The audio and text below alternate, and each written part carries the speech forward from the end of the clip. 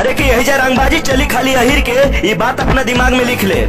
हरे के यही रंगबाजी चली खाली अहिर के, ये अपना दिमाग में लिख ले। बेटा जिंदगी जिए के शौक बा तो यादव जी के बाद दुगो सहे के सीखे। सब सबके मारल होला एने मोने मोच हो, अहिर के मारल लोग के तीन तीर लोग हो।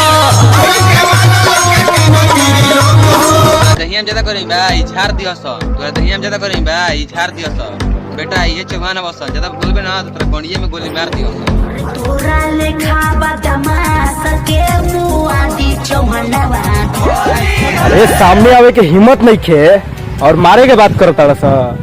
अरे सामने आवे के हिम्मत नहीं खे आ तोहनी के साला मारे के बात करता सा। घर में नाक पोछे के ससुरा चिथड़ा नहीं खे आ यादव जी के सामने गुंडई के बात करता सा।